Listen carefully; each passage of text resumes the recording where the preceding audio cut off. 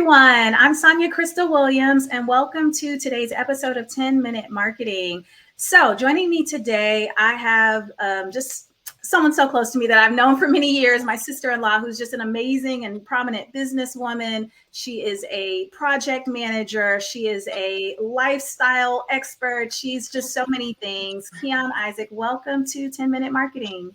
Thank you. Thank you. I'm so excited about this. Absolutely. So I asked you to come today because you've been working on a very personal project that I think is pretty amazing. And as many of you know, if you've been listening to the past few episodes, we've been talking a lot this season about community and the importance of building community as you're building brands, what it means to build community, and the fact that even that word community looks different or might even slightly mean something different to a lot of different business owners or people that are growing and managing online communities in some way, shape, or form. Kyion is founder of The, and Kyion, I'm going to turn it over to you to kind of share with everyone what The is and talk a little bit more about it. I appreciate that. So The stands for the Human Experience Experiment.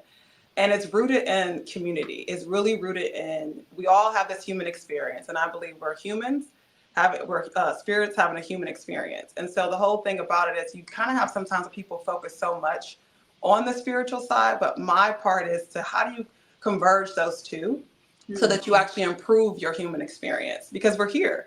And so this is all about how do I, wherever I'm at right now, how do I take it to the next level? How do I take this baseline? Maybe I'm not happy. Maybe I'm stuck. Maybe I want to change something. And how do I kind of go within myself, discover my best self, and then start to make decisions that give me the outcomes that I want? And that is it's about the experiment. If I just tap in a little bit to this human experience, what could I really do if I kind of balance those two sides out? Yeah. What could I uncover if I went a step further or explored a little bit more? And this is not just for everyone listening. This is not just applying to where you're going in your business or your career. This is everything, because anything we do in life is part of an experience, right?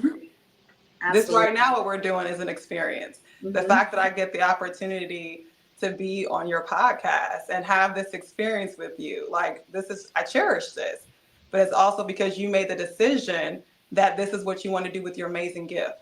And so now we get to have this. Absolutely. What was the inspiration behind starting The? The inspiration honestly came from a loss.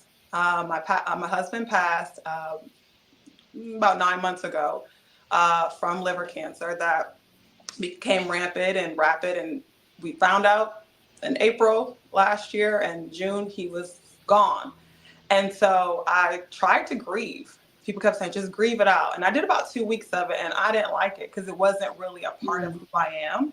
And I just kind of was like, okay, what do I know what to do? And I'm a workout person. So I went to the gym every single day.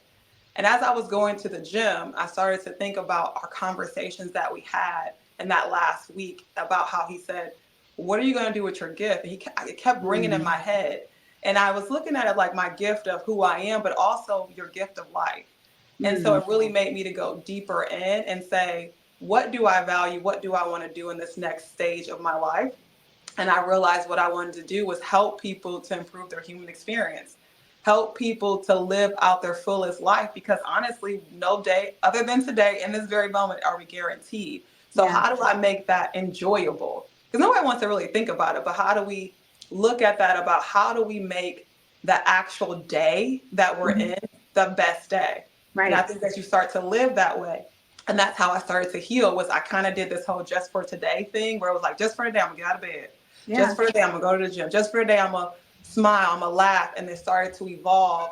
And then one day, honestly, in my meditation, it came to me, all the work that I've done over the years as an advisor to people of tech companies and things. I've done this work for a long time, but I hadn't formulated it in a process that I could package and put out there to sell.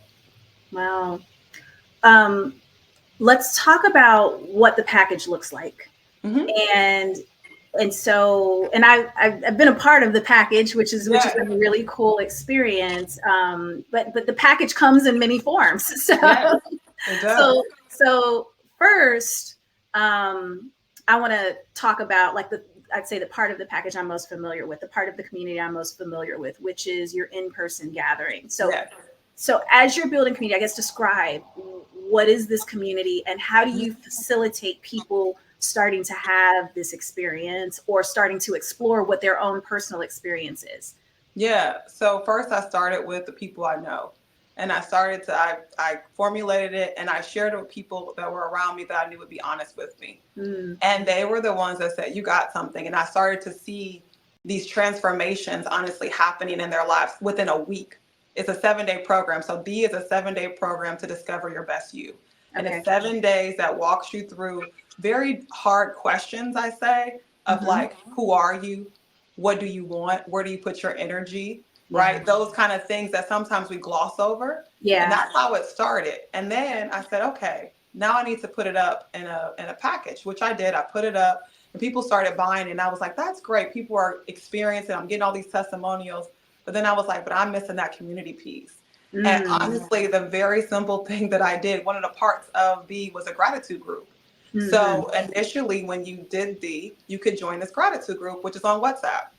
And so people came onto the gratitude group. So it was after they did the 7 days, I started tracking them and I was seeing people were saying 7 years of this and that, and all these things have been changing. And I messaged them, I was like, what is it? They were like, this gratitude group of continuation and accountability and having the energy of other people that have been through it is great. But then I thought, what if I open it up and use this as the way to get people in who might be a little bit afraid and intimidated by the 7-day program? And that has been wonders.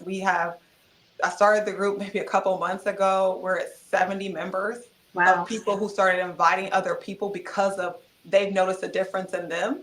And that has been how we're able to do online, but in person, which you're familiar, which is these circles, because I woke up one day and I was like, I want to have as many people experience this as possible.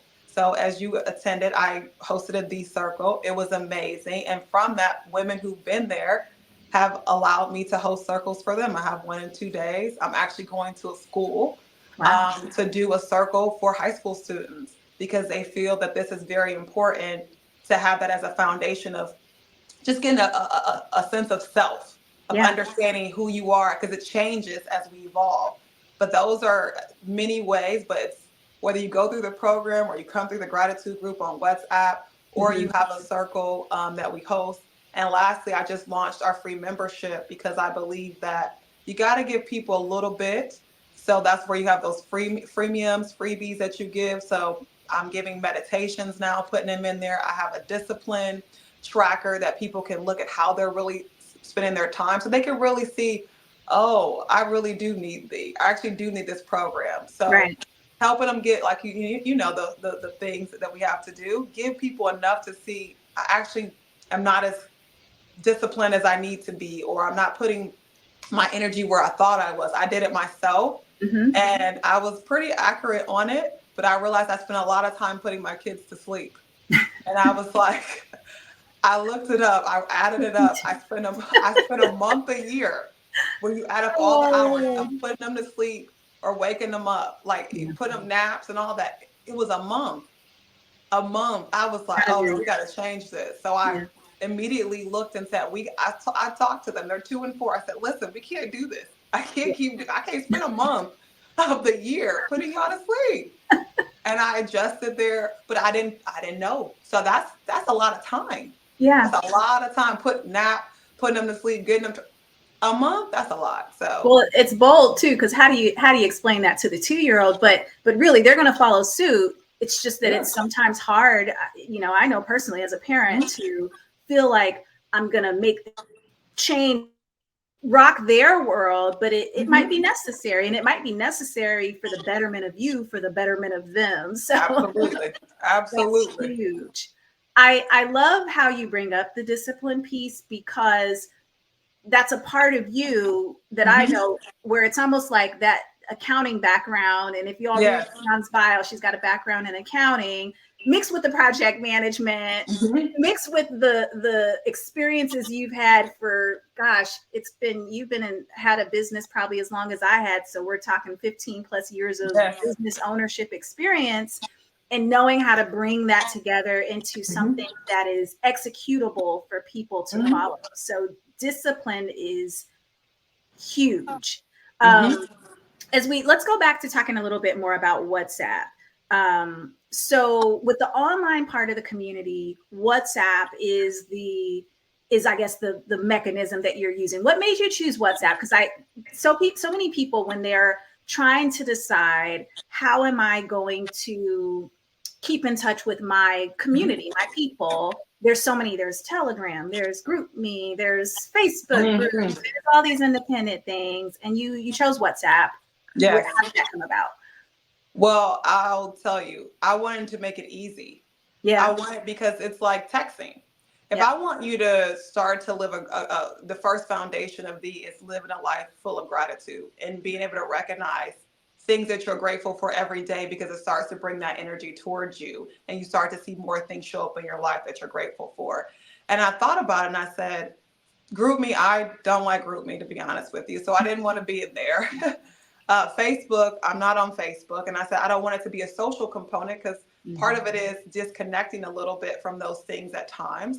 Yeah. And so WhatsApp, honestly, was the easiest one, because we have a lot of international people. We have people in London and England that are part of the group that wanted to join.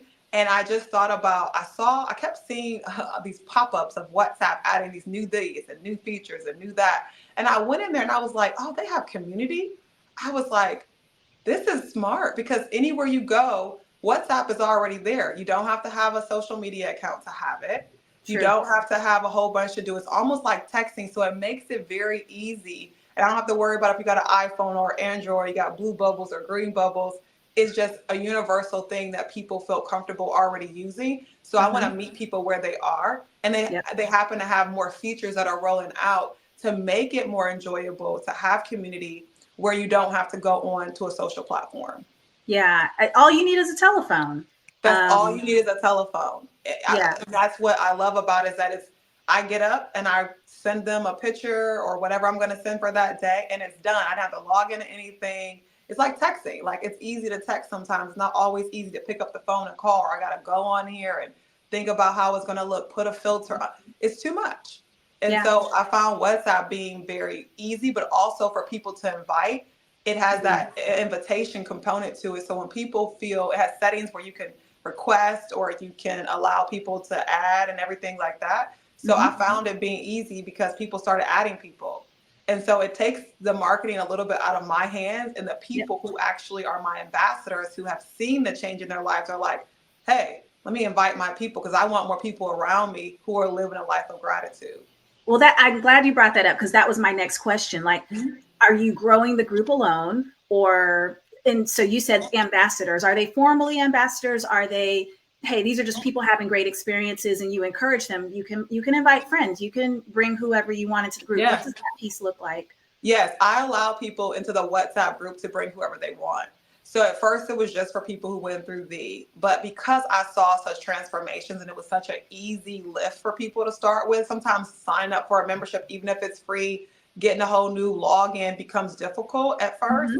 So I said, what's the easiest thing? Which is WhatsApp, because most people already have it on their phone. So if someone says, hey, I want to invite you to my WhatsApp group for gratitude, it's not going to have anything but gratitude in it. So it keeps it simple. You're not worried about people trying to sell you on anything or anything like that. And then it's a program, and I have things on the announcement page, and I use that as a filter to push them in. But yes, I allow, because your strongest form of marketing is word of mouth.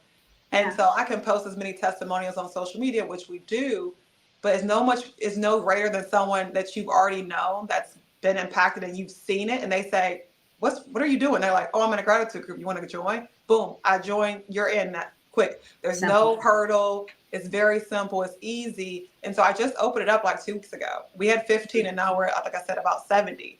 Wow. And that's just from it being open. And then, teaching people to open up and, share it with other people. And, because people start to, I don't know, I don't want this person in there. But it's grown. And most of the people that have been invited have not been for me, because, again, they feel the need to bring more people because especially people who are now going through want to be around other people. So it makes them start to think a little bit, maybe I should open up a little bit about this lifestyle of mine to help the people around me. One more question about the inner workings of the group in WhatsApp. And that is, you mentioned you get up in the morning, you send a message. So are you the primary driver of facilitating conversation each day, or do the group members take that on themselves? I wish I could say I'm the first to post gratitude in the group, and I try to be because I post around 5 a.m., but I am not. Oh, not at 5. Okay. No, because we have people who are in London Yeah, so that are they're in our group.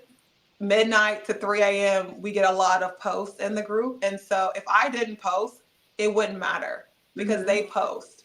They post, and I just offered up a meditation now that I'm going to do virtually coming right now. And I'm going to continue to do them on like full moons. And people are like, can you send me meditation? Can you, all these things that I'm creating is coming from the community because they're saying, hey, I want to be more disciplined. And then I shared with people, I'll give an example the other day. You're all disciplined because every day you get up and you write in this group takes discipline. And so that then opens the conversation for more things to be done. And then I just add more in there as far as like the mechanisms for them to achieve. I read people's gratitude lists and see where they're working on and see, what can I help what can I provide to assist them? But as far as the gratitude, they don't need me. They don't need me. Speaking of looking at people's gratitude list and working with them, do you get those aside conversations where, okay, what does that look like? So people sometimes give me that side conversation, which happens all the time, or someone in the group who invite them, like, so-and-so told me this, but they're afraid to ask.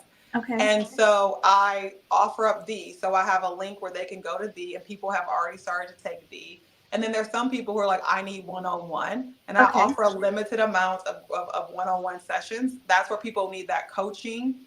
They might be in a big transition of life where they're looking to switch careers or they're stuck. I get a lot of people who are stuck.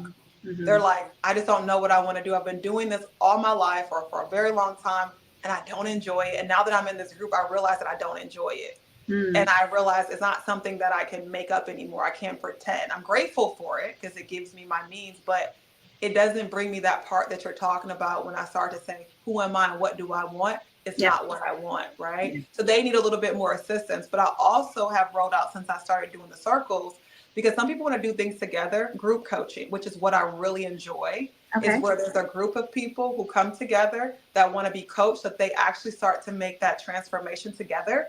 So they already have that built-in support system that's already around them in their intermediate community. Wow. Support and the connection that you get, you're not going through it alone either, based on some things that you may discover through the process. So that's pretty amazing. Wow. So Kyion, I like to end every show with a lightning round. Okay. And so I got a couple of questions. Yeah, nothing too earth shattering, but in our lightning round, I will just throw out just 2 or 3 simple little questions to you.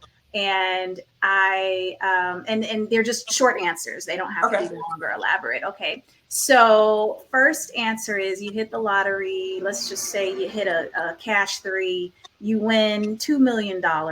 What are you doing with some? You don't have to say everything, but what are you doing with some of that cash? The fun stuff. I know the responsible adult is going to say, I'm going to invest and save. I'm not going to talk about that because that's a given. I'm an accountant, so by background in trade.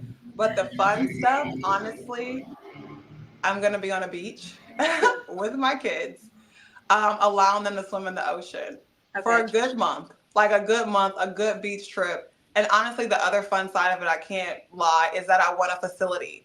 So I want to have a facility for where people can come to and have that physical location that they can tap into with those like-minded people. Those will be the 2 fun things, because the beach is a given. I have to be on a beach. I'm a Cancer. I'm a water sign. We need water. What are you either listening to? It could be audiobooks or podcasts, or reading right now that you feel like is having some impact on you? Business, life? It's the autobiography of a yogi. Right now. I watched a documentary on him, and now I'm listening to the audio. I've read part of it, and then I went back and did the audio part. Yeah, that's a very thick book. Well, enjoy that. Yes, it is a thick book. I was like, 20 hours on audio? I was like, oh gosh, that's like 30 trips in the car or somewhere. Yes, I've read it. It's a wonderful read, though, so enjoy it. Thank you. Final question. What's the final question I want to ask today? Final question is, and I asked this question a few weeks ago to another guest. Let's pretend there's a multiverse and there's versions of Kyion everywhere. What are some of the other versions of Kyion doing? Some of the other versions of Kyion, let's see. That's funny because I believe in multiverse. So there's a side of Kyion that's, doing the V and all this kind of stuff. And then there's the side of me where I'm doing all the crazy things, jumping out of planes, climbing every mountain that I possibly can. If I could really get paid to just do that and it makes sense, yeah, I'm an extremist. So I'm doing every extreme sport because I feel like in that multiverse that I'm in, I can't die in that one. Like I could fall and then you get to go over again like a game. Like, oh, you got 5 more lives. Like, and then you get a recharge after 24 hours. So I'm doing all that extreme stuff. Like I get a rush from that. And then the other one is probably eating everything in the world, because just to know what it tastes like, because I have such a strict palate. But I think in another life, I would love to just eat food because I really do enjoy it. Those are good. I enjoyed that. All right. So Kyion, how can people learn more about thee, as well as if they're interested in either the gratitude group, the 7-day program, or anything else that you offer? Where can people get more information and anything you want to give away? DiscoverThee.com. That's Discover, T.H.E.E.com. If they go there, it gives them access to the gratitude group. It allows them to become a member. It allows them to purchase the 7-day program or take any of our things that we have. Everything is on the website. Awesome. Thank you so much for being here. And thank you everyone else for listening. I hope you got a lot out of today as it relates to online communities, but also thinking about your own human experience. Have a great day, everyone. Thank you.